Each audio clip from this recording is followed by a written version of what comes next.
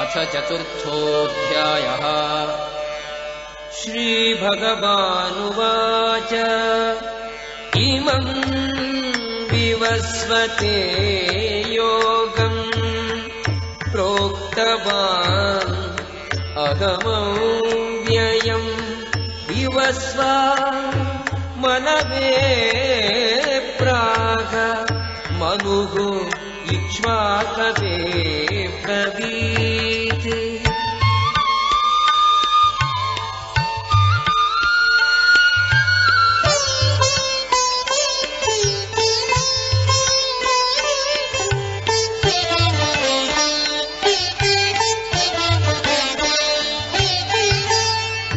एवं परम्परा प्राप्तम् इमं राजर्षयो विदुः सकाले नेह महता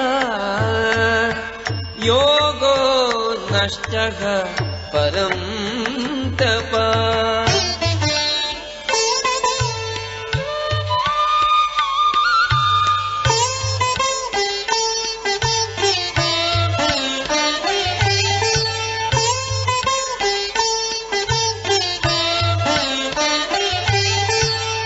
स एवायं मया तेद्य योगः प्रोक्तः पुरातनः भक्तोऽसि मे सखा चेति रहस्यं ह्येतदुत्तमम्।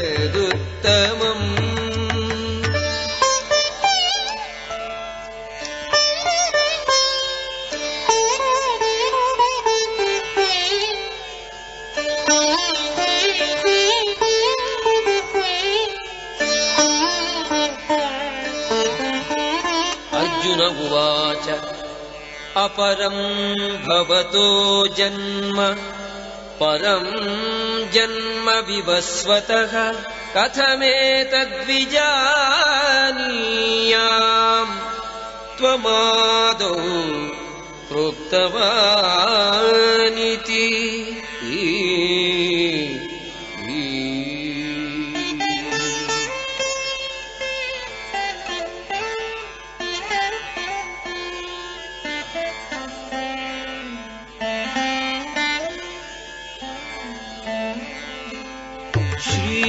श्रीभगवानुवाच बहूनि मे व्यतीतानि जन्मानि तव चार्जुन तान्यहं वेद सर्वाणि न त्वं वेत्थ परन्तप।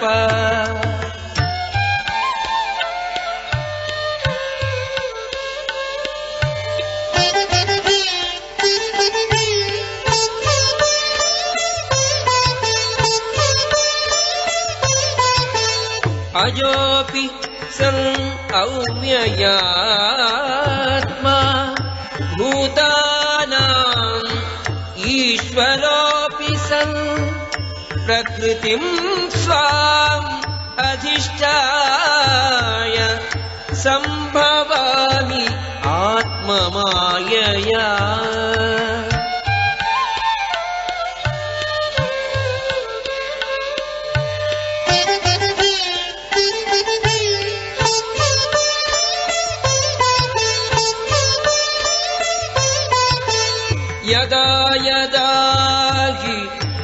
धर्मस्य ग्लानिर्भवति भारत अभ्युत्थानम् अधर्मस्य तदात्मानं सृजाम्यहम्।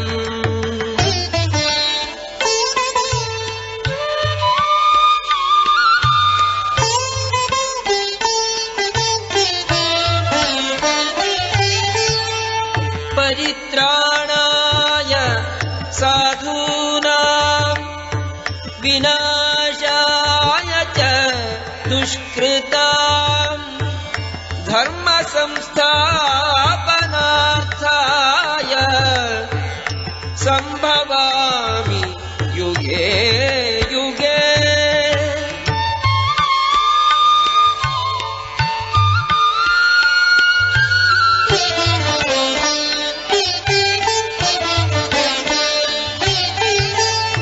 जन्म कर्म च मे दिव्यम् एवं यो वेत्ति तत्त्वतः त्यक्त्वा देहं पुनर्जन्म नैति मामेति सोऽर्जुन।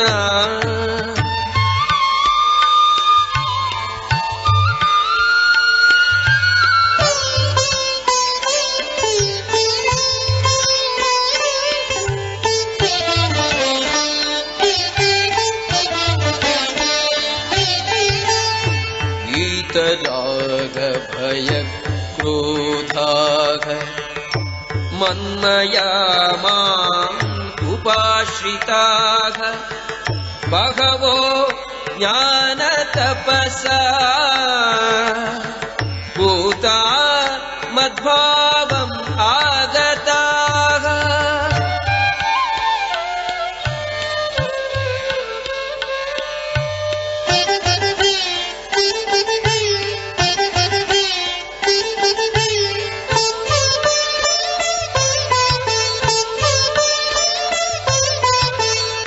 ये यथा मां प्रपद्यन्ते तांस्तथैव भजाम्यहम्।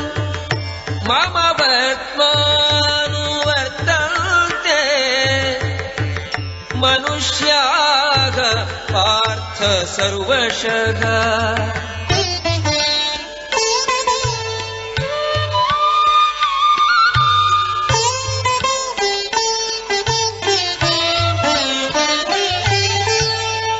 काङ्क्षन्तः कर्मणां सिद्धिं यजन्त इह देवताः। क्षिप्रं हि मानुषे लोके सिद्धिर्भवति कर्मजा।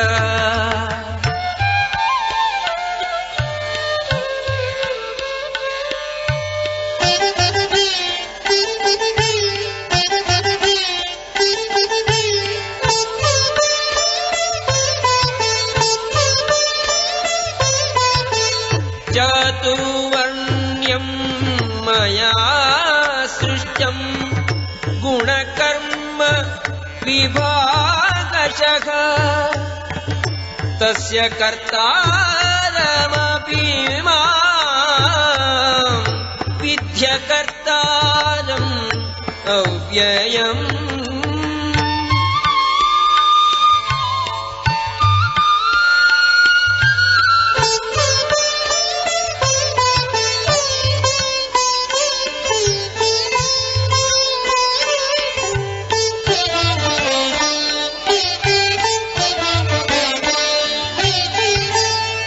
न मां कर्माणि लिम्पन्ति न मे कर्मफले स्पृहा इति मां योऽभिजानाति कर्मभिः न स बध्यते।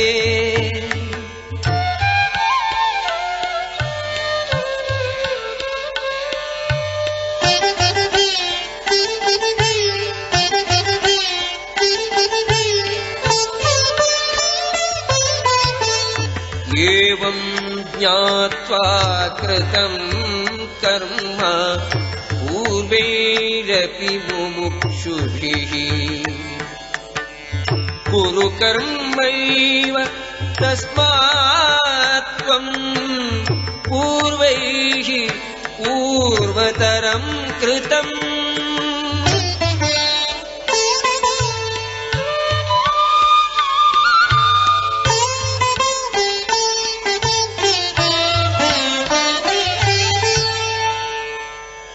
किं कर्म किमकर्मेति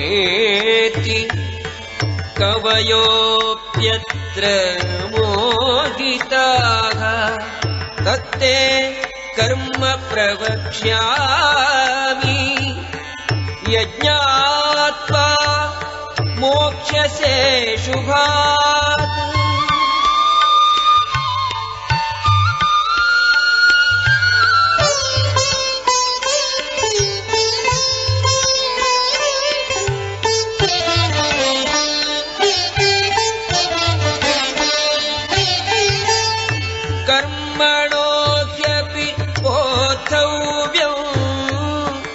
बोद्धव्यं च विकर्मणः अकर्मणश्च बोद्धव्यम्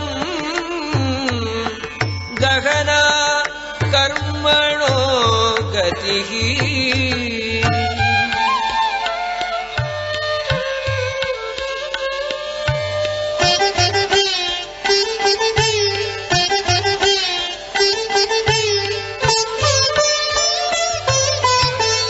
कर्मणि अकर्म यः पश्येत् अकर्मणि च कर्म यः स बुद्धिमान् मनुष्येषु स युक्तः कृष्णकर्म कृत्।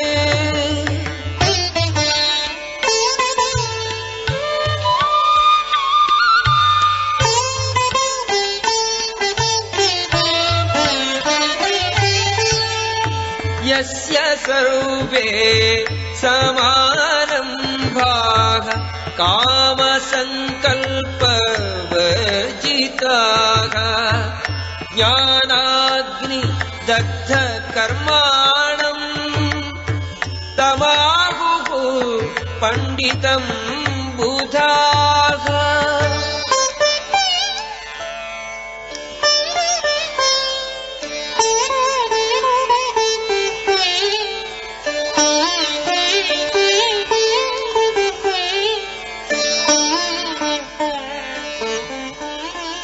त्यक्त्वा कर्मफलासङ्गम्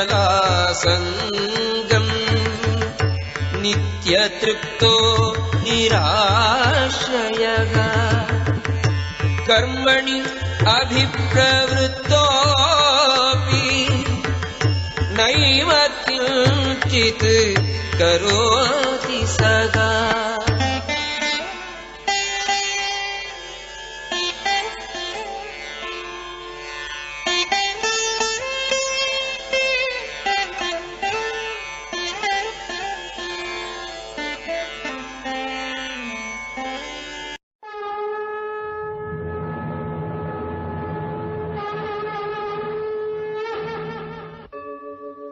यदा यदा हि धर्मस्य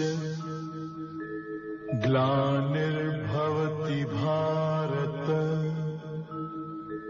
अभ्युत्थानम् अधर्मस्य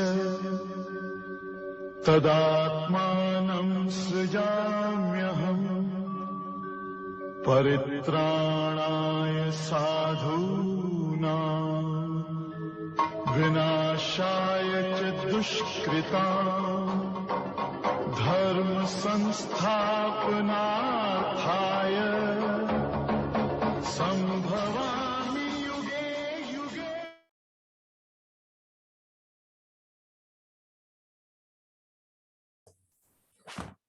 हरे कृष्णा।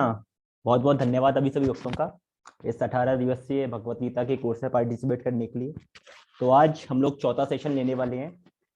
तो प्रभु जी So kindly take this session.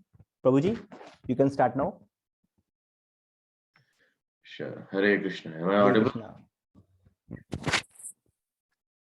क्या मेरी आवाज सुनाई दे रही है सबको? हाँ जी प्रभु. Sure. Okay. Okay, we'll get started. Not wasting time.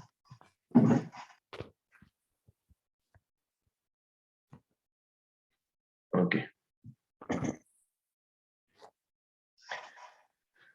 ठीक है, सत्र आरंभ करने से पहले हम थोड़ा मंगलाचरण करेंगे रोज की तरह. ओम ज्ञानतिमिरन्धस्य ज्ञानाञ्जनशलाकया चक्षुरुन्मिलितं येन तस्मै श्रीगुरुवे नमः. नमो विष्णुपादाय कृष्णपृष्ठाय भूतले श्रीमते भक्तिवेदान्त स्वामिनिति नामिने. नमस्ते सरस्वते देवे गौरवाणी प्रचारिणे निर्विशेष शून्यवादी पाश्चात्य देशतारिणे. जय श्री कृष्ण चैतन्य प्रभु नित्यानंद श्री अद्वैत गदाधर श्रीवासादि गौर भक्तवृंद. हरे कृष्ण कृष्ण कृष्ण हरे हरे हरे राम राम राम हरे. हरे कृष्ण. आप सभी लोगों का बहुत बहुत धन्यवाद अपना बहुमूल्य समय गीता कोर्स के लिए निकालकर.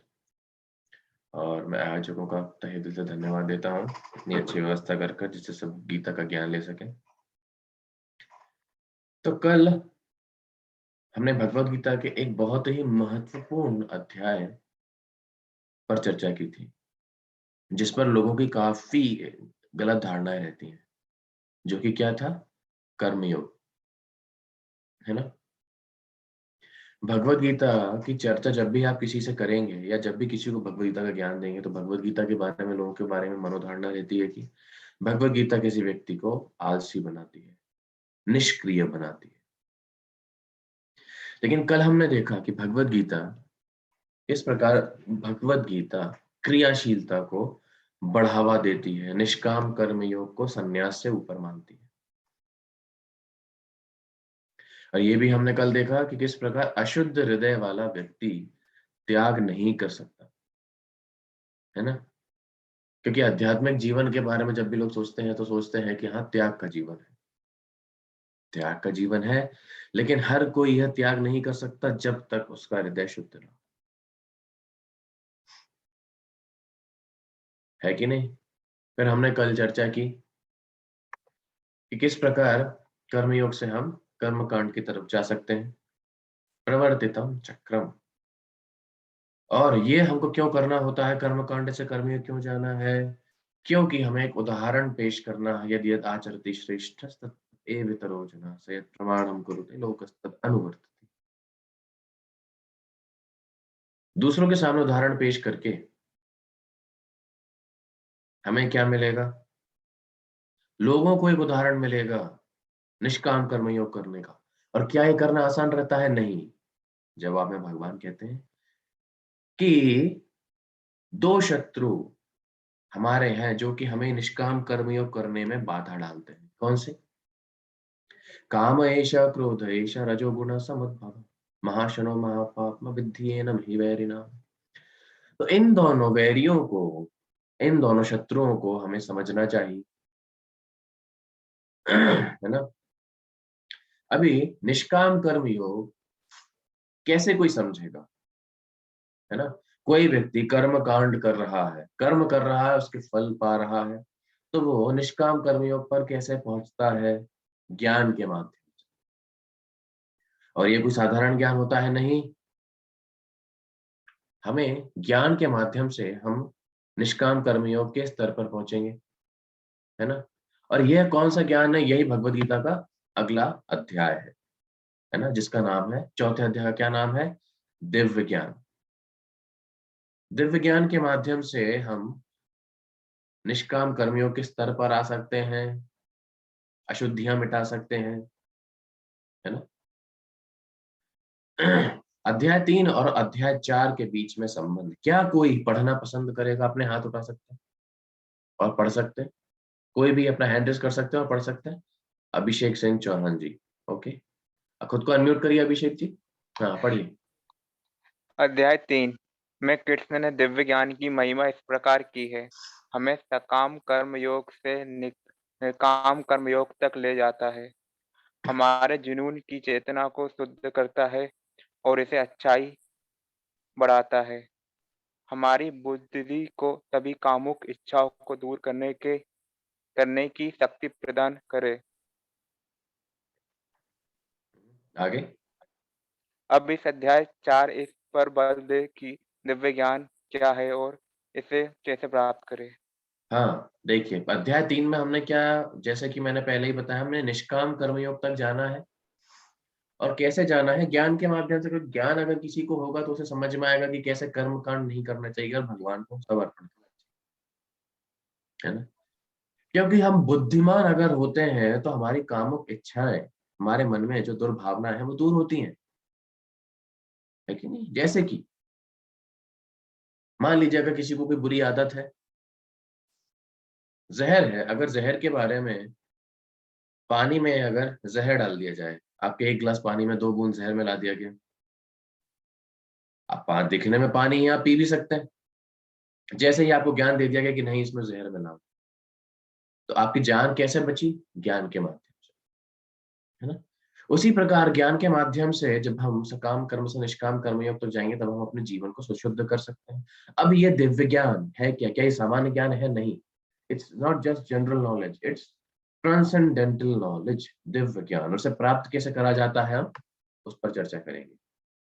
अध्याय 4 का अवलोकन, कैटेगराइजेशन इस प्रकार है। पहले 10 श्लोकों में भगवान दिव्य ज्ञान के बारे में बता रहे हैं कि दिव्य ज्ञान को किस प्रकार प्राप्त किया जाता है, भगवान के बारे में दिव्य ज्ञान कैसे मिलता है। 11 से 15 नंबर श्लोक में भगवान बता रहे हैं कि सभी पथ, ज्ञान ग्रहण करने के जो भी पथ हैं वो सारे भगवान श्री कृष्ण उसके निर्माता हैं और वही उन सारे पथों का लक्ष्य। 16 से 24 नंबर श्लोक में भगवान क्या बता रहे हैं? ज्ञान के मंच पर कर्म को समझना। हम कर्म को ज्ञान के माध्यम से कैसे समझ सकते हैं? ज्ञान के माध्यम से हम कर्म को अगर समझेंगे तो हम समझेंगे कैसे निष्काम कर्म हमको करना चाहिए। 25 से 33 नंबर श्लोक में भगवान क्या बता रहे हैं? यज्ञ से दिव्य ज्ञान की प्राप्ति होती है ना? और 34 से 42 नंबर श्लोक में दिव्य ज्ञान का सारांश, what's the essence, contents of transcendental knowledge, है ना? तो अभी दिव्य ज्ञान क्यों बताया गया है? दिव्य का क्या अर्थ है? दिव्य इंग्लिश में जो ये शब्द है ये आता है ट्रांसेंडेंस, ट्रांसेंडेंटल। ट्रांसेंडेंटल का अर्थ क्या होता है? दिव्य क्या होता है? दिव्य का संस्कृत में एक बार पर्यायवाची होता है परलौकिक। परलौकिक मतलब इस जगत का नहीं, दूसरे जगत का, आध्यात्मिक जगत का। तो ये जो दिव्य ज्ञान है ये क्या हमारे स्कूल कॉलेज यूनिवर्सिटी का है? नहीं, ये आध्यात्मिक जगत से आया हुआ ज्ञान, ऐसा ज्ञान जो कि आत्मा का ज्ञान है, भौतिक पदार्थों से परे, शाश्वत ज्ञान है, स्थायी ज्ञान है। ऐसा नहीं कि भौतिक ज्ञान है जो कि समय काल परिस्थिति में बदलता रहता है, हमेशा बदलता रहता है ना? और इसीलिए अगर हमको आध्यात्मिक प्रगति करनी है, निष्काम कर्मयोग पर जीवन की लक्ष्य प्राप्त करना है, तो हमें दिव्य ज्ञान की आवश्यकता है। दिव्य ज्ञान कैसे मिलता है? भगवत गीता के माध्यम से भगवान थोड़ा उसका इतिहास बताते हैं। कैसे? है ना? क्योंकि तीसरे अध्याय में भगवान ने बताया था कि ज्ञान के माध्यम से बुद्धि को स्थिर कर आध्यात्मिक शक्ति, इस काम रूपी दुर्जय शत्रु को जीतो, है ना? ज्ञान के माध्यम से भगवान ने काम और क्रोध पर विजय प्राप्त करने का अर्जुन को निर्देश दिया था। तो ऐसा दिव्य ज्ञान प्राप्त करें कैसे? है? कैसे करें? यूट्यूब पर जाएं, गूगल पर जाएं, संस्कार आस्था देखें, कैसे ये ज्ञान प्राप्त किया जा सकता है? बड़ा महत्वपूर्ण प्रश्न है ना? देखिए हमारे जीवन में हम जो भी आध्यात्मिक प्रगति करना चाहते हैं, हम अध्यात्म की तरफ हमारा झुकाव रहता है ना? लेकिन हम दिव्य ज्ञान ठीक तरीके से प्राप्त नहीं करते, इसलिए हमारे जीवन में बदलाव नहीं आता। सबसे जरूरी इसलिए क्या है कि हम दिव्य ज्ञान कहाँ से प्राप्त कर रहे हैं वह सीखें, है ना। भगवान क्या बता रहे हैं चौथे अध्याय के पहले श्लोक में, एवं विवस्वते योगम प्रोक्तवान अहम अव्ययम विवस्वान मनवे प्राह मनुरिक्ष्वाकवे अब्रवीत। भगवान कह रहे हैं इमं विवस्वते योगम, अर्जुन, अर्जुन को भगवान ज्ञान देना चालू करते हैं। अर्जुन ये सोच सकते हैं कि मुझे ही दे रहे हैं, मतलब क्या मैं ही आपका पहला चेला हूं? इससे पहले आपकी कोई वैलिडिटी है कि नहीं, हम चेक करते हैं कि नहीं। हम जब किसी कॉलेज में जाते हैं तो उसका रिजल्ट देखते हैं ना, अच्छा ऐसे ऐसे लोग यहाँ से निकले। कोई भी स्कूल में जाते हैं, अच्छा इतने अच्छे बच्चे थे यहाँ पे जिन्होंने 12th में टॉप किया था। कोई भी कोचिंग में जाते हैं, अच्छा इतने अच्छे बच्चे हैं जिन्होंने IAS ऑफिसर जो बने थे। तो मतलब अच्छी जगह है। अर्जुन यहाँ पे भगवान से पूछते हैं, अच्छा मैं पहला ही कस्टमर हूँ क्या, इससे पहले भी किसी को कुछ पता है? भगवान कहते हैं नहीं, तुम पहले नहीं हो अर्जुन। इमम विवस्वते योगम, मैंने यह बुद्धि योग निष्काम कर्म योग किसको दिया था? विवस्वान को, सूर्य देव को। प्रोक्तवान अहम अव्ययम, कैसा ज्ञान? अव्यय होने वाला ज्ञान, जो कभी खर्च नहीं होता। विवस्वान मनवे प्राह, विवस्वान के पुत्र जो है मनु, जिनका नाम है वैवस्वत, क्योंकि वो एक मनवंतर के अध्यक्ष हैं इसलिए मनु उनको कहा जाता है। मनु इक्ष्वाकवे अब्रवीत, मनु ने ये ज्ञान किसको दिया? अपने पुत्र इक्ष्वाकु को। इक्ष्वाकु कौन है? भगवान राम के वंशज। तो भगवान राम का वंश यहाँ से शुरू हो रहा है, इसलिए भगवान राम सूर्यवंशी थे। सूर्य के पुत्र कौन है? मनु, मनु के पुत्र इक्ष्वाकु। भगवत गीता सबसे पहले उन लोगों को दी गई थी, भगवान राम के जन्म होने से पहले की बात, है ना। फिर भगवान क्या बता रहे हैं? मैंने इनको दी तो तुम्हें वापस क्यों दे रहा हूं भैया, है कि नहीं? अर्जुन पूछ सकते हैं, कह रहे तुमने उनको दी, हमने तो कभी देखे नहीं उसको वीडियो यूट्यूब पे, ना हमें पेन ड्राइव में मिली, हमें कैसे नहीं पता इसके बारे में? भगवान क्या बता रहे हैं? एवं परंपरा प्राप्तम एवं राजर्षयो विदुः सकालिने महता योग नष्टः परंतप। गुरु और शिष्य के परंपरा से ये ज्ञान आ रहा था, लेकिन काल के प्रभाव से ही यह ज्ञान नष्ट हो गया, यह परंपरा छिन्न हो गई और ये यथारूप विज्ञान हो गया। अच्छा भैया, ज्ञान आपने दिया, फिर बीच में ज्ञान खो गया, अच्छा तो हमें क्यों दे रहे हो? मैं कौन, मुझे क्यों बता रहे हो ये सब? लेकिन मुझे क्यों ज्ञान दे रहे हो? मैंने ऐसा क्या किया? जब आपने भगवान सूर्य को दिया तो वो क्या मुझे क्यों दे रहे हैं आप? इसलिए अगले श्लोक में भगवान क्या बता रहे हैं? स एवायं मया ते अद्य योगः प्रोक्तः पुरातनः भक्तोऽसि मे सखा चेति रहस्यम ही एतद् उत्तमम्। मेरे द्वारा वही प्राचीन योग का ज्ञान है अर्जुन, तुमसे कहा जा रहा है। क्यों? क्योंकि तुम देखने में बहुत अच्छे हो और तुम्हारी बाइसेप्स है। नहीं भैया, इसलिए नहीं, क्योंकि तुम मेरे भक्त तथा मित्र, अतः तुम इस विज्ञान के रहस्य को समझ सकते हो। तो गीता का ज्ञान किन लोगों के लिए है? जो भगवान के भक्त हैं या भक्त बनना चाहते हैं। हर किसी ऐरे गहरे नथु खैरे के लिए भगवान का ज्ञान नहीं है, भगवत गीता का ज्ञान नहीं है। बहुत महत्वपूर्ण श्लोक भगवान यहाँ पे बता रहे हैं, है ना। तो ये भगवान अर्जुन को ज्ञान दे रहे हैं क्योंकि अर्जुन उनके भक्त और सखा है। इसलिए यहाँ पर हमें ध्यान देने वाली बात यह है कि जो भी दिव्य ज्ञान हमें मिलेगा वो हमेशा परंपरा से आना चाहिए। कोई भी बीच में से उठ जाए कि मैं एक बहुत बड़ा गुरुजी हूँ, मुझे ये ज्ञान है, मुझे वो ज्ञान है और मेरे से ज्ञान लो, मेरे से ज्ञान लोगे तो तुम्हारा इजाफा होगा, बरकत होगी। कुत्ते को रोटी खिलाओ, लोग गरीबों को आइसक्रीम खिलाओ, उसको पापड़ खिलाओ, उसको अचार खिलाओ, इनसे हमारा आध्यात्मिक विकास नहीं होगा। किससे ज्ञान लेना चाहिए हमें? भगवान श्री कृष्ण ने जिन प्रामाणिक स्रोतों को ज्ञान दिया है उनसे निकली हुई परंपरा को ज्ञान देना चाहिए। जैसा कि आप 4 लोगों को यहाँ देख सकते हैं, 4 प्रामाणिक संप्रदाय वैष्णव धर्म में कौन कौन सी है? ब्रह्म मध्व संप्रदाय, श्री संप्रदाय, रुद्र संप्रदाय और कौमार संप्रदाय। इन्हीं चार परंपरा संप्रदाय के अंतर्गत ही जिसने ज्ञान लिया है उसका ज्ञान पारंपरिक ऑथोराइज्ड, सीबीएसई अफिलिएटेड, सीबीएसई भी नहीं, आईसीएसई। प्रामाणिक परंपरा है यह भगवान का ज्ञान लेने की, है ना। तो हमें ज्ञान हमेशा परंपरा के माध्यम से लेना चाहिए, ऐसे ही रैंडमली किसी से भी ज्ञान नहीं लेना चाहिए। बहुत महत्वपूर्ण शिक्षा है हमारे जीवन में लेने के लिए, किसी से भी ज्ञान नहीं ले सकते। अर्जुन ने भी ये वेरीफाई किया, भगवान ने उसको बताया कि मैं ऐसे ही नहीं दे रहा हूं तुम्हें कुछ भी, ये पहले भी हो चुका है, पहले भी मैं ये भगवद गीता का ज्ञान दे चुका हूं विवस्वान को, है ना। आगे क्या बता रहे हैं, ब्रह्मा के जीवन का वर्णन कर रहे हैं कि एक ब्रह्मा के जीवन में कितनी बार मनवंतर आते हैं, एक मनवंतर में, है ना, कितने चतुर्युग होते हैं। मैं आपको बता देता हूं, आप नोट कर सकते हैं, मैं केवल बोलता हूं पिक्चर के हिसाब से।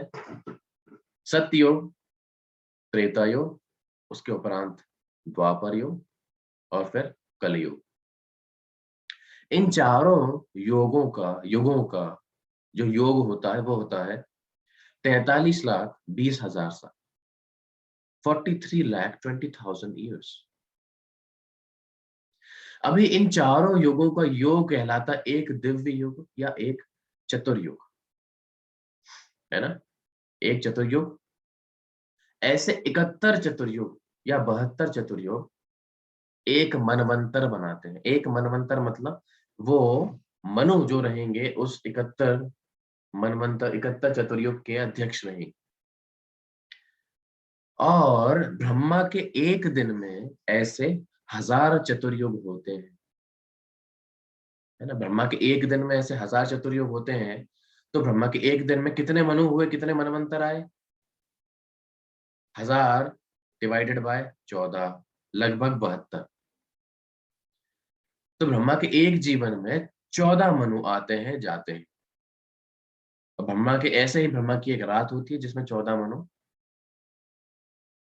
अनमैनिफेस्टेड स्टेट में महाविष्णु के शरीर में विश्राम करते हैं।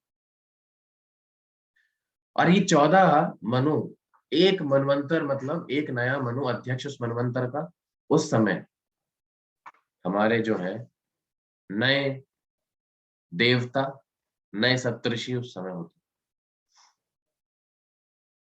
है ना। तो ये याद रखिएगा। तो हमने जैसे सुना कि गीता 12 करोड़ साल पहले सूर्य देवता विवस्वान से बोली गई थी। क्या किसी के मन में प्रश्न आ रहा है? आ रहा हो कि नहीं? अर्जुन के मन में जरूर आया था। क्या प्रश्न आया था? क्या ना, भगवान एक बात बताओ, आपने 12 करोड़ साल पहले विवस्वान को गीता बताई, ठीक है, अरे आप तो मेरे साथ पैदा हुए हो यार, अपना तो बर्थडे सेम सेम आता है कि नहीं? हम तो बराबर के हैं, आप तो अभी पैदा हुए हो हमारे साथ, आप तो बड़ी हो मेरे। 12 करोड़ साल पहले आपने सूर्यदेव में कहां से ये ज्ञान पेल दिया भैया? अर्जुन क्या पूछ रहे हैं, है ना। अपरम भवतो जन्म परम जन्म विवस्वतः। अरे आप अभी पैदा हुए हो, आप और मैं दोनों। परम जन्म विवस्वतः, विवस्वान भगवान तो कब के हैं? सूर्यदेव। कथम एतद् विजानी, इसको कैसे समझ सकते हैं भगवान? आपने विवस्वान को ये ज्ञान कब दिया? त्वम् आदौ प्रोक्तवान इति। मैं कैसे समझू कि आपने प्रारंभ से ही भगवान सूर्य को ज्ञान दिया हुआ है ना। तो बड़ा अर्जुन ने महत्वपूर्ण प्रश्न पूछा। यहाँ पे हमें सीखना चाहिए कि अगर हमें किसी भी दुविधा में हम फंसते हैं तो बड़े सरल ढंग से हमें प्रश्न पूछना चाहिए, क्योंकि अर्जुन भगवान से पूछा। अर्जुन ने ये नहीं बोल दिया अरे पागल बना रहे हो मेरे को, है मैं नहीं खेल रहा, जा रहा हूं मैं घर। नहीं, अर्जुन ने भगवान से प्रश्न पूछा, है ना, कि आप तो उस समय नहीं थे, तो किस प्रकार से मैं समझूं कि आप जो है भगवान सूर्य को आपने ज्ञान दिया। बड़ा महत्वपूर्ण प्रश्न है ना। आगे भगवान क्या बता रहे हैं, भगवान बड़ा अच्छा उत्तर देते हैं यहाँ पे, है ना। तो हमने सीखा, इसलिए भगवान से पूछ लेना चाहिए, कोई भी दुविधा हो ज्ञान भगवान से सीधा लेना चाहिए, या तो भगवान के पार्षदों से, भगवान के रिप्रेजेंटेटिव से, भगवान के गुरु, भगवान से, भगवान के भक्तों से, जो कि होते हैं गुरु, भगवान के भक्त। हर किसी से ज्ञान नहीं लेना चाहिए, नहीं तो वो गीता के किसी भी अर्थ में पहुंच जाएगा। भगवान क्या बता रहे हैं अर्जुन को, ध्यान दीजिएगा। अजोपि सन अव्ययात्मा, भगवान बता रहे हैं अर्जुन को, ध्यान दीजिए कि मैं कैसे प्रकट होता हूं। अजोपि सन अव्ययात्मा भूतानाम ईश्वरोपि सन। हे अर्जुन, मैं पैदा हुआ हूं तुम्हारे सामने, मानता हूं, हम दोनों एक ही एज के हैं, हमारा एक ही टाइम बर्थडे आता है, माना बात, लेकिन मैं अजन्मा हूं, अविनाशी हूं, भूतानाम ईश्वरोपि सन, मैं सारे जीवों का स्वामी हूं अर्जुन। प्रकृतिम स्वाम अधिष्ठाय, मैं इस प्रकृति का स्वामी हूं, मेरी खुद की मर्जी से मैं युग युग में स्वयं की माया शक्ति से इस धरती पर प्रकट होता हूं, पैदा नहीं होता, है कि नहीं। तो अभी कोई भी व्यक्ति खुद को जो भगवान बोलता है, उससे हम पूछ सकते हैं कि हाँ भैया, तुम खुद की मर्जी से पैदा होते हो या अपने माँ बाप के संसर्ग से पैदा होते हो। भगवान यहाँ पे बता रहे हैं कि मैं खुद की मर्जी से पैदा, संभवामि आत्म माया, खुद की माया शक्ति से मेरा जन्म होता है।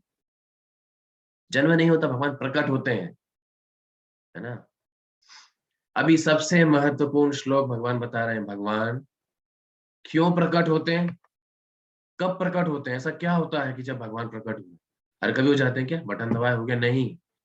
भगवान कब प्रकट होते हैं, कृष्ण कब प्रकट होते हैं, महत्वपूर्ण और सबसे प्रसिद्ध वर्ष श्लोक भगवत गीता का आप सब जानते होंगे, यदा यदा ही धर्मस्य,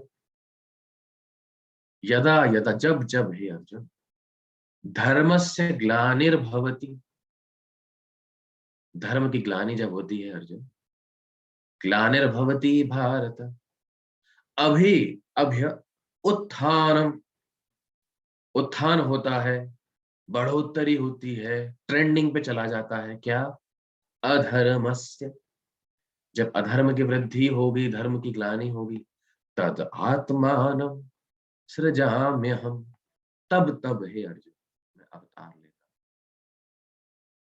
धर्म की ग्लानि जब होती है और अधर्म जब बढ़ता है अर्जुन, तब मैं पैदा होता हूं, तब मैं प्रकट होता हूं। और क्यों, अच्छा तब मैं पैदा हो जाता हूं, धर्म की ग्लानि हो रही है, अधर्म का बढ़ोतरी हो रही है, तो मैं प्रकट हो जाता हूँ। प्रकट होके क्या करता हूँ, फिर मैं डांडिया खेलता हूँ, नहीं नहीं नहीं नहीं, फिर मैं क्या करता हूँ, परित्राणाय साधूनां, साधुओं का परित्राण करने के लिए, मेरे भक्तों का परित्राण करने, विनाशाय च दुष्कृतां, दुष्टों का विनाश करने के लिए। इस चित्र में आप देख सकते हैं भगवान यहाँ पे एक मुक्का मार रहा है, ये कौन है, गेस कर सकते हैं आप, कमेंट बॉक्स में जाइए और टाइप करिए 5 सेकंड के अंदर, ये व्यक्ति जिसको भगवान कृष्ण मुक्का मारने वाले हैं, ये कौन है, कोई बता सकता है, कमेंट बॉक्स में जाके टाइप करिए, कौन है ये बताइए। कंस, हाँ, ये हमारे फेमस मामा जी हैं, मामा कंस। और भक्तों को मैं बचाता हूँ, दुष्टों का नाश कर देता हूँ, उससे क्या होता है, धर्म संस्थापन अर्थाय, अर्थ मेरा क्या है, धर्म की संस्थापना, है ना, धर्म की संस्थापना के लिए मैं आता हूं। कब कब आता हूं, हर कभी, संभवामि युगे युगे, हर युग में हे अर्जुन मैं धर्म की संस्थापना के लिए आता हूं, है ना। फिर उसके आगे, अभी मैं आता हूं, मैं क्यों आता हूं, मैं कब आता हूं, मैं क्यों आता हूं, इसको जानने से फायदा क्या है, जाने ही क्यों, अरे आते हो, जब आते हो आओ जाओ निकलो, अरे क्या मतलब, नहीं, कोई जानता है जब भगवान आते हैं, क्यों आते हैं, कब आते हैं, क्या करते हैं आके, उसका लाभ, उसका फायदा। जन्म कर्म च मे दिव्यम, हे अर्जुन मेरे जन्म कर्म दिव्य हैं, तुम्हारे नहीं है। मेरे जन्म और मेरे कर्म दिव्य हैं। एवं यो वेत्ति तत्वतः, जो केवल इतना जान लेता है कि भगवान के जन्म और कर्म दिव्य होते हैं, मनुष्य के समान नहीं होते। क्या होता है? त्यक्त्वा देहम पुनर्जन्म नैति। त्यक्त्वा देहम, इस देह को जब वो व्यक्ति त्याग करता है तो पुनर्जन्म नैति, पुनर्जन्म नहीं होता उसका अर्जुन। क्या होता है? मामेति सो अर्जुन, मेरे पास मेरे सनातन धाम को प्राप्त होता है। केवल इतनी सी बात ध्यान दीजिए श्रोताओं, कि भगवान के जन्म और कर्म दिव्य हैं, हमारे जैसे नहीं होते। केवल इतना सा कोई समझ जाएगा तो उसके सारे प्रश्नों का उत्तर मिल जाएगा। भगवान ने रासलीला क्यों की थी, भगवान ने ऐसा क्यों किया, भगवान ने वैसा क्यों किया, भगवान दूसरों की पत्नियों के साथ डांस करते हैं, गंदी बात है, ऐसा कैसे, ये वो करे तो रासलीला, हम करें तो कैरेक्टर ढीला। अरे वो भगवान है, उनके जन्म कर्म दिव्य हैं, वो धर्म की संस्थापना के लिए आते हैं, हम धर्म का नाश करने आते हैं, है ना। तो समझना चाहिए कि भगवान और हमारे बीच काफी अंतर है। अगले 4-5 श्लोकों में भगवान बता रहे हैं किस प्रकार भगवान को जानने का लाभ क्या है, और यह जानने का, और जितने भी सारे पथ हैं वो भगवान के माध्यम से ही आए हैं। भगवान को जो व्यक्ति जैसा भगवान की शरण ग्रहण करेगा, भगवान उसको वैसा ही पुरस्कार देते हैं। जैसे हम भगवान की शरण में जाते हैं, भगवान हमको वैसा ही बदलाव देते हैं, वैसा ही पुरस्कार देते हैं। क्या कहते हैं भगवान 11वें नंबर श्लोक में? ये यथा माम प्रपद्यन्ते तांस्तथैव भजाम्यहम्, मम वर्त्मानुवर्तन्ते मनुष्या पार्थ सर्वशः। है ना। कोई इसका अनुवाद पढ़ना चाहेगा? हाथ उठाइए, हाथ उठाइए। कोई अनुवाद पढ़ना चाहेगा इसका? अच्छा, वैभव, वैभव प्रभु ने पहले हाथ उठाया, तो आप खुद को अनम्यूट करिए। वैभव प्रभु। कोई देवताओं की पूजा का मार्ग अपनाता है, कोई ब्रह्मा की पूजा करता है, कोई कृष्ण भक्ति का मार्ग की पूजा करता है। अलग अलग रास्तों पर चल रहे लोगों को अलग अलग चीजें समझ में नहीं आ रही हैं। वे सभी कृष्ण की भिन्न डिग्री और पहलुओं को महसूस करते हैं, और वे कृष्ण के माध्यम से ही अपनी इच्छाओं की पूर्ति प्राप्त करते हैं। जिसको जैसे भगवान की शरण लेनी है, भगवान उसको वैसा ही पुरस्कार देते हैं, वैसा ही व्यवहार उसके साथ करते हैं। आप समझते हो भगवान मर गए, भगवान नहीं है, ठीक है भैया, भगवान नहीं है, भगवान वैसा ही रहते हैं उस व्यक्ति के साथ कि मैं नहीं हूं। आप समझते हो भगवान हम भी बन सकते हैं, भगवान का तो कैरेक्टर ढीला है, भगवान आपके सामने वैसा ही रहेंगे जैसा आप उनको समझते हैं। लेकिन अगर कोई भगवान को तत्व के साथ समझता है कि भगवान परम ब्रह्म है, दिव्य है, तो भगवान उसकी इच्छाओं को वैसे पूर्ति करते। तब कोई पूछ सकता है, यदि भगवान श्री कृष्ण जो कुछ भी चाहते हैं आत्मा को दे देते हैं, जैसे भगवान को आप अप्रोच करते हैं भगवान आपको वैसे पुरस्कृत कर देते हैं, सब लोग भगवान को आत्मसमर्पण क्यों नहीं करते? है ना। भगवान जो सबकी इच्छा पूरी कर देते हैं, जो जैसा रहता है भगवान उसको अपने हिसाब से जब बताते हैं, तो सब लोग भगवान की तरफ क्यों नहीं जाते? क्यों? क्योंकि अल्प बुद्धि रहती है।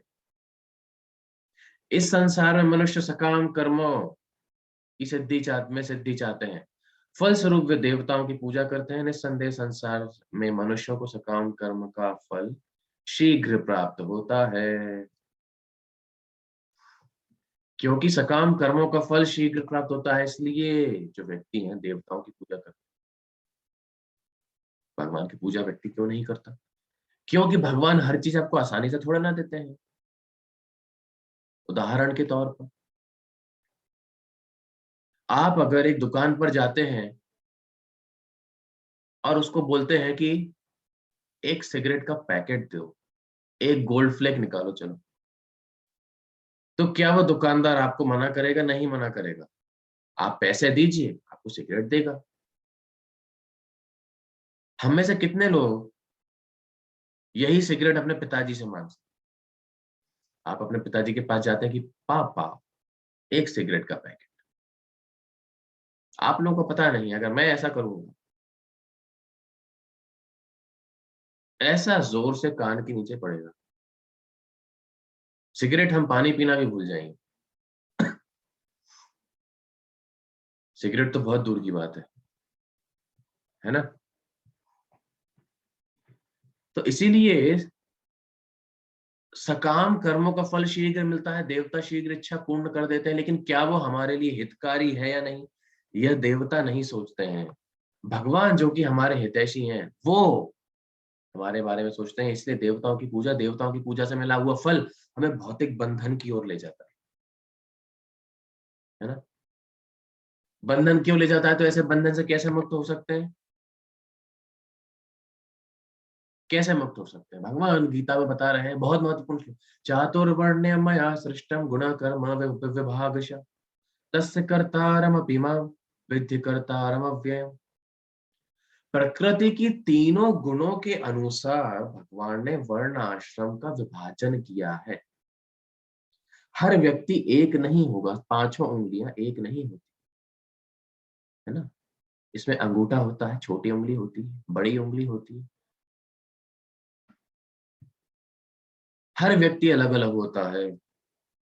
तो चार आश्रम जो कि वैदिक शास्त्रों में बताए गए हैं, ब्रह्मचारी, गृहस्थ, वानप्रस्थ और सन्यासी। चार वर्ण जो वैदिक शास्त्रों में बताए गए हैं वो है ब्राह्मण, क्षत्रिय, वैश्य, शूद्र। तो चारों वर्णों के अपने अपने कर्तव्य हैं। तीन गुणों के मिश्रण के हिसाब से ये चार वर्ण भगवान ने बनाए, और इसी के माध्यम से हम अपने कर्तव्य करके बंधनों से मुक्त हो सकते हैं। और ये सारी व्यवस्था किसने बनाई है? देखिए, ध्यान देने वाली बात, आप सोच सकते हैं कि भगवान भेदभाव कर रहे हैं। नहीं, भेदभाव नहीं कर रहे। भगवान यहाँ पर व्यक्ति की स्थिति के हिसाब से उसको डाल रहे हैं, और यह व्यवस्था किसी इंसान के द्वारा बनाई हुई नहीं है, भगवान ने बनाई है ना? क्या कोई ये पढ़ना चाहेगा? बहुत महत्वपूर्ण अनुच्छेद, कोई पढ़ेगा? हाथ उठाइए अपना जल्दी। मयंक अग्रवाल जी पढ़िए, अनम्यूट करिए खुद को। कृष्ण वर्णाश्रम श्रम का निर्माण करते हैं ताकि लोग इच्छाओं को नियंत्रित करके स्वयं को शुद्ध कर सकें। वर्णाश्रम प्रणाली उस व्यक्ति के लिए शुद्धिकरण की प्रक्रिया है जिसकी भौतिक इच्छा उसे सीधे कृष्ण के पास जाने से रोकती है। लेकिन कृष्ण स्वयं सभी प्रकार के कर्मों से मुक्त हैं और वे किसी भी कर्म से बंधे नहीं हैं। हालांकि वे एक सामान्य व्यक्ति की तरह गतिविधियों को करते हैं, जैसे कि पहले बताया गया है कि वे वैसे सिर्फ एक उदाहरण स्थापित करने के लिए करते हैं। उनके काम का उन पर कोई असर नहीं पड़ता। हाँ, तो यहाँ पर क्या बता रहे हैं कि वर्णाश्रम धर्म का निर्माण इसलिए हुआ है कि व्यक्ति अपनी स्थिति के अनुसार अपने कर्तव्य का पालन करे और खुद की शुद्धि कर सके। परंतु यहाँ पे एक महत्वपूर्ण बिंदु, तात्पर्य में श्रील प्रभुपाद अपनी भगवत गीता में बता रहे हैं कि भगवान कृष्ण पर ये वर्णाश्रम लागू नहीं होता भैया, है कि नहीं? मान लीजिए प्रधानमंत्री जो तहसील ऑफिस में काम करता है तहसील ऑफिस में जाएगा, पुलिस में काम करता है पुलिस में जाएगा, बैंक में काम करता है बैंक में जाएगा। लेकिन क्या ये सारी मान्यताएं प्रधानमंत्री पर है? प्रधानमंत्री तहसील में जाएंगे तो प्रधानमंत्री को मना कर सकता है कि नहीं नहीं आप तहसील में जा रहे हो, आपको दिल्ली जाओ? उसी प्रकार से भगवान पर यह वर्णाश्रम लागू नहीं होता है, और भगवान स्वयं के कर्म से कर्म बंधन में नहीं पड़ते। वो कर्म क्यों करते हैं? केवल उदाहरण स्थापित करने के लिए। इसलिए हमें भगवान की नकल नहीं करनी है, भगवान के पद चिन्हों और उनके आदेश पर चलना है। बहुत महत्वपूर्ण सिद्धांत है यहाँ पे जानने के लिए, है ना? भगवान क्योंकि गीता में क्या बता रहे हैं? न माम कर्माणि लिम्पन्ति न मे कर्म फले स्पृहा इति माम यो विजानाति कर्मभिर्न स बध्यते। कर्म में लिप्त नहीं होता हूं मैं अर्जुन, ना मैं कर्म फल स्पृहा, ना मुझे कर्म का फल मिलता है। बहुत लोग बोलते हैं कि भगवान श्री कृष्ण के तलवे पर एक जरा ने बाण मार दिया था, तो वो क्यों मारा था? क्योंकि भगवान श्री राम ने बाली को छुप के मारा था, इसलिए इस शिकारी ने, जो कि बाली था, भगवान के पैर में बाण मार दिया। अरे वाह वाह वाह वाह, क्या बात है। अरे बेवकूफ इंसान, जो आदमी नियम बना रहा है उसी पर नियम लगते हैं। ऐसा तो इस जगत में भी नहीं होता, तो भगवान के साथ कैसे हो सकता है ना? किसी शास्त्र में वर्णन नहीं है कि वो शिकारी बाली था, अपनी मनगढ़ंत बातें चलाई। भगवान कर्म से लिप्त नहीं होते हैं प्रिय भक्तों, है ना? इसलिए हमें शास्त्र अनुमोदित तथ्य ही सुनने चाहिए, परंपरा से जो है ना। और फिर मैं कर्म से लिप्त नहीं होता हूं, तो उससे क्या अर्जुन क्या करे? एवं ज्ञात्वा, ये ज्ञान प्राप्त करके अर्जुन कृतम कर्म, कर्म करो। कैसे कर्म करो? पूर्वैरपि मुमुक्षुभि, मुक्ति की इच्छा करने वाले अनेक भक्तों ने जिस प्रकार कर्म किए हैं, मेरे आदेश का पालन किया है अर्जुन, वैसे ही कर्म करो। अपने कर्तव्य का पालन करो, उठो और युद्ध करो। पूर्व भक्तों का अनुसरण करो। इससे हमें ये शिक्षा मिलती है क्या? कि हमें जो भक्त हैं, भगवान के भक्त हैं, उनके पद चिन्हों का अनुसरण करना चाहिए। हीरो हीरोइन के पद चिन्हों का अनुसरण नहीं करना चाहिए, भक्तों के पद चिन्हों का अनुसरण करना चाहिए। क्यों? क्योंकि भक्त की अंतिम गति क्या होती है? भगवान, है ना। इसलिए ज्ञान के माध्यम से अगर हम समझेंगे कि कर्म क्या है, अकर्म क्या है, विकर्म क्या है, तो हम समझ सकते हैं किस प्रकार हम मोह से निकल सकते हैं और हम अशुद्धि से मुक्त हो जाएंगे। अभी भगवान आगे बता रहे हैं 3 प्रकार के कर्म। कौन कौन से कर्म? यहाँ पे ये 12 महाजनों की ये छवि, 12 महाजन जो कि भक्ति के विषय में सबसे प्रामाणिक गुरु हैं। इनके बारे में हम अभी बाद में चर्चा करेंगे, है ना। भगवान 3 प्रकार के कर्म कौन से बता रहे हैं, उससे पहले यहाँ हम अनुप्रयोग बिंदु जान लेते हैं। कोई पढ़ेगा इसको? हाथ ऊपर कर सकते हैं। आकाश गुप्ता जी पढ़िए, अनम्यूट करिए खुद को। जब हम कृष्ण के बारे में इन तथ्यों को समझते हैं और इस दिव्य ज्ञान को अपने काम पर लागू करते हैं और कृष्ण के दास बन जाते हैं, तो हम भी क्रिया और प्रतिक्रिया के भौतिक भंवर से अलग हो जाते हैं। कृष्ण चाहते हैं कि हम उनकी दिव्य स्थिति के ज्ञान में और उन्हें एक भेंट के रूप में अपने कर्तव्यों का पालन करें। इस तरह हमें पिछले महान भक्तों के उदाहरण का पालन करना चाहिए और सभी प्रतिक्रियाओं से मुक्त रहना चाहिए। बहुत अच्छे, धन्यवाद। इसमें क्या बता रहे हैं? किस प्रकार हमें भगवान को भेंट स्वरूप कर्म करने चाहिए। क्यों? हम पहले क्या नहीं, हमने किसका उदाहरण देखा? हनुमान जी का। तो हमारे हीरो कौन है जीवन में? भक्त हनुमान। हमारे हीरो कौन है? अर्जुन, है ना। तभी हम प्रतिक्रियाओं से मुक्त हो पाएंगे। नहीं चले तो क्या होगा?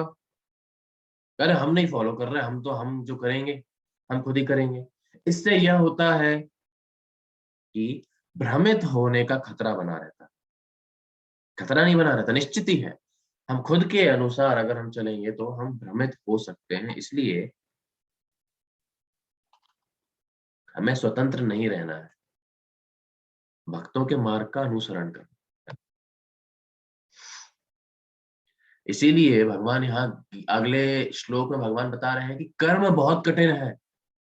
कर्म विकर्म, कौन सा कर्म कब लगेगा, कब उसका फल मिलेगा, यह जानना अर्जुन बहुत कठिन है कि कर्म क्या है, विकर्म क्या है, कर्म क्या है। लेकिन संक्षिप्त में भगवान क्या समझा रहे हैं, जो मैं पहले ही आपको बता चुका हूं। कर्म क्या है, याद याद रख लीजिए, कॉपी में नोट कर लीजिए, स्क्रीनशॉट ले लीजिए इस पीपीटी। कर्म क्या है? शास्त्रों के अनुसार किया हुआ कर्म, सकर्म या केवल कर्म जो कि है पुण्य। शास्त्रों के विरुद्ध कर्म जिसको कहते हैं पाप, वो क्या होता है? विकर्म, विकृत कर्म। और कृष्ण की प्रसन्नता के लिए किया गया कर्म, ये कौन सा कर्म? अकर्म, इसका फल ही नहीं होता है ना, जो कि है कृष्ण भक्ति। भगवान की प्रसन्नता के लिए जो भी कर्म करते हैं उसका फल हमें नहीं मिलता। जिस प्रकार हमने उदाहरण दिया था कि कोई व्यक्ति मारना संगीन जुर्म है, लेकिन कोई अगर बॉर्डर पर खड़े होकर किसी दुश्मन को मारेगा तो उसको पुरस्कार है ना। हम कर्म के ऊपर किस प्रकार कर्म कर्म करते हैं, हम उसके ऊपर एक छोटी सी वीडियो देखते हैं। आप मेरे को बताइएगा अगर आवाज आ रही है तो। आवाज आ रही है सबको? जी प्रभु। ये वीडियो देखिए।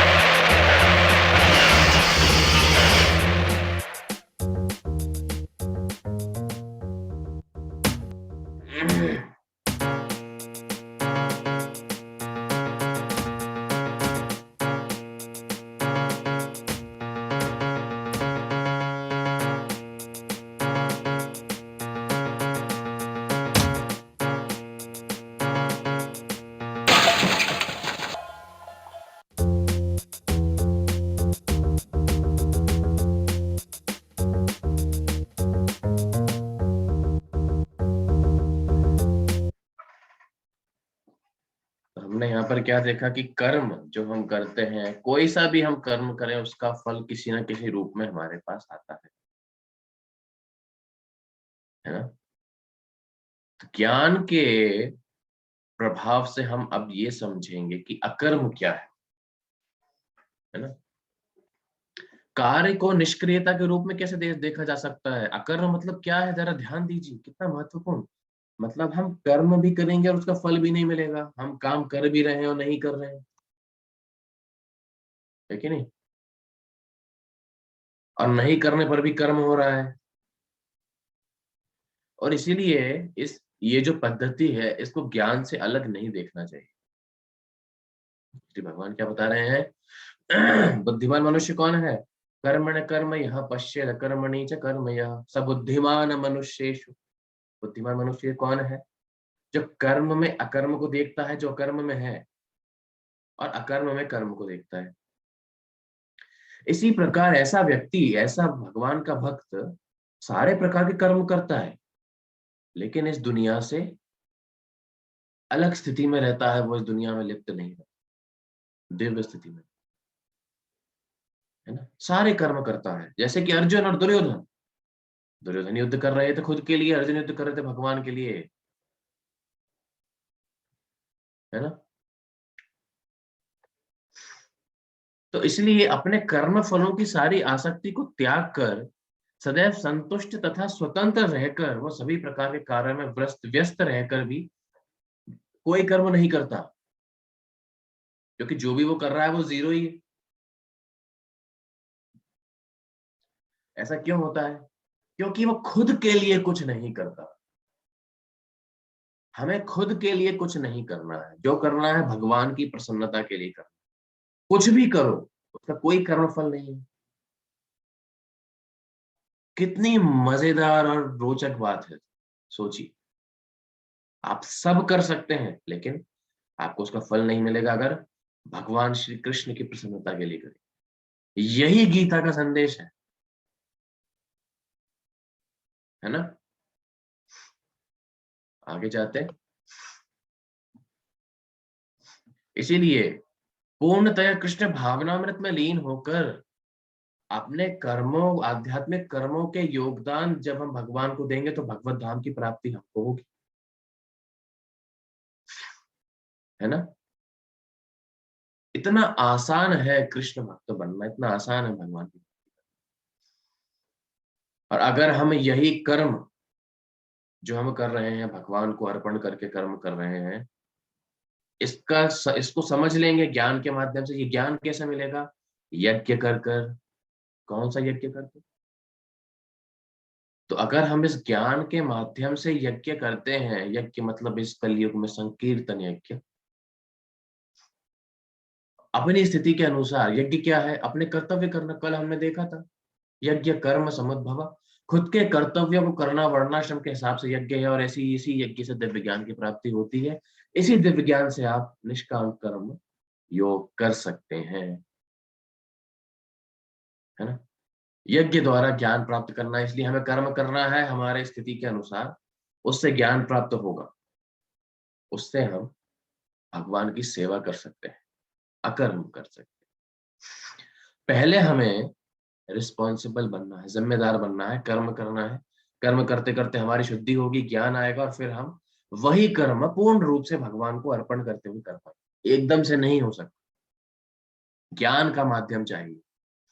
जैसे कि अभी आप सुन रहे हैं, हम चर्चा कर रहे हैं, ये ज्ञान का माध्यम ही है ना।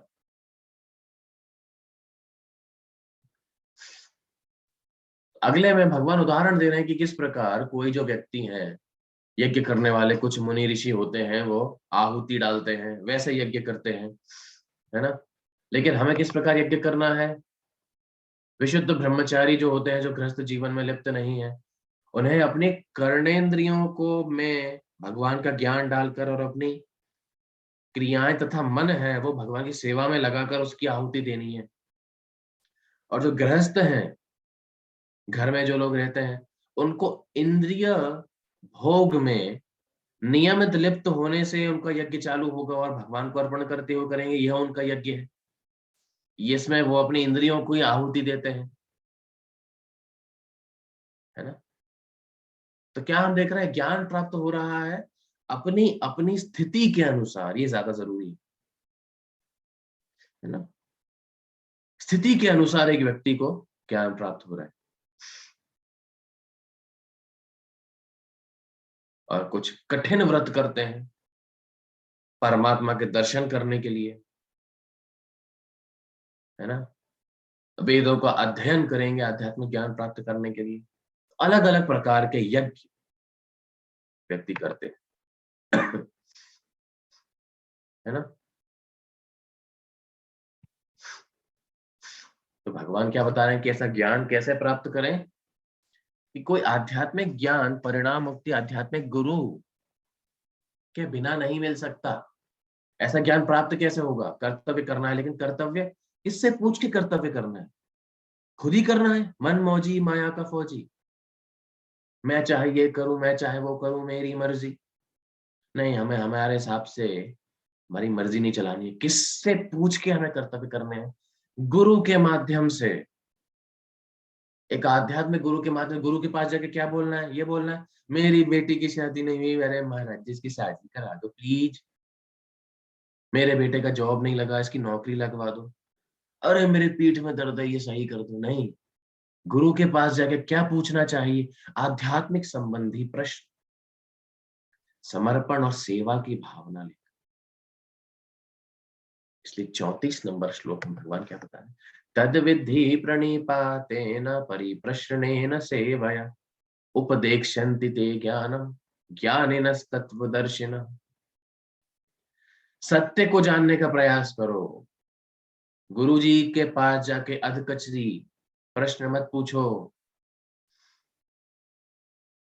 कि मैं विदेश कैसे जाऊं, मुझे लड़की कैसे मिलेगी, मेरी बेटी की शादी कैसे होगी, मेरे बेटे की नौकरी कैसे लगेगी, मेरा घुटना दुख रहा है। सत्य को जानने का प्रयास करो। और कैसे, खड़े हो जाओ, जाके सत्य बताओ। नहीं, विनीत होकर जिज्ञासा करो और उनकी सेवा करो। तब जाकर ऐसे गुरु आपको ज्ञान देते हैं, क्योंकि उन्होंने सत्य का दर्शन किया। अलग से हम भगवत ज्ञान नहीं ले सकते, है ना। इसलिए दिव्य ज्ञान में जो व्यक्ति समर्पित है और अपने इंद्रियों का दमन कर रहा है, वही लायक है दिव्य ज्ञान ग्रहण करने के। और अगर वो ऐसा ग्रहण कर लेता है, तुरंत ही आध्यात्मिक शांति को प्राप्त होता है ना। और ऐसे व्यक्ति कर्म फलों का परित्याग करते हुए भक्ति कर रहे हैं, जिनके सारे संशय दिव्य ज्ञान द्वारा मिट चुके हैं। ऐसे व्यक्ति वास्तव में आत्माराम है, आत्मसंतुष्ट है। हे धनंजय, हे अर्जुन, ऐसे व्यक्ति बंधन से नहीं बनते, है ना। तो आखिरी में, अंत में भगवान अर्जुन को क्या बता रहे हैं, जो भी तुम्हारे रूप में संशय रूपी प्रश्न आए हैं तुम्हारे हृदय में, तुम्हें डाउट हो रहा है, तुम्हें डर लग रहा है, ज्ञान रूपी शस्त्र से उन्हें काट डालो। असंग शस्त्रेण दृढ़ेन छित्त्वा। और अर्जुन समन्वित हो, खुद को इकट्ठा करो और युद्ध करो, जैसा मैंने अभी दिव्य ज्ञान के माध्यम से तुम्हें बताया वैसे, है ना। तो एक बहुत महत्वपूर्ण अध्याय भगवत गीता का दिव्य ज्ञान का यहाँ पर समापन होता है। हम वापस उसका अवलोकन करेंगे। पहले 10 श्लोक में भगवान बता रहे हैं कि दिव्य ज्ञान मेरे बारे में क्या है, कैसे क्या ये दिव्य ज्ञान है, खुद के बारे में ज्ञान बता। अगले 5 श्लोकों में भगवान बता रहे हैं कि कैसे हर पथ के निर्माता वो हैं। 16 से 24 नंबर श्लोक में भगवान बता रहे हैं कि ज्ञान से हम कर्म को कैसे समझ सकते हैं, निष्काम कर्म ज्ञान के माध्यम से।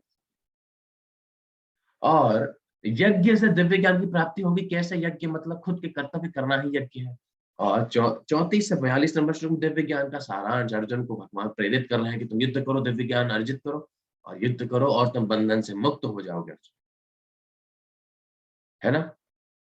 इसी के साथ चौथे अध्याय का समापन करते हैं। बहुत बहुत धन्यवाद। हरे कृष्णा। किसी का कोई प्रश्न है तो वो अपना हाथ उठा सकते हैं और चैट बॉक्स में लिख सकते हैं। हरे कृष्णा। ओवर टू यू अभिषेक प्रभु। किसी का भी कोई सवाल है तो आप वो चैट बॉक्स में लिख सकते हैं और डायरेक्टली अपना कैमरा ऑन करके प्रभु से पूछ सकते हैं। प्रभु एक क्वेश्चन आया है। हाँ जी बताइए। प्रभु एक अप्रिसिएशन पोस्ट फ्रॉम प्रसन्नजीत प्रभु। Thank you for the amazing session. Krishna Mukund प्रभु। हरि बोल। हरे कृष्ण। चैट बॉक्स में शायद एक प्रश्न है, पूछ रहे हैं स्पर्श। हाँ, what is the definition of धर्म?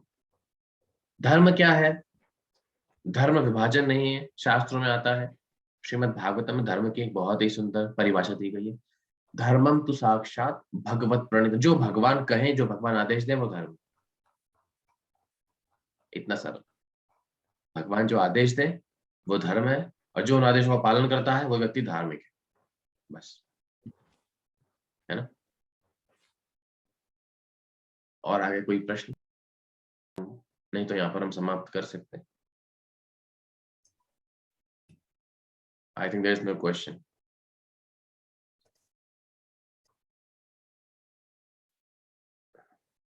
All right, so we can stop here. बहुत बहुत धन्यवाद प्रभु जी सभी का for बहुत doing this धन्यवाद। wonderful हरे discourse. कृष्ण।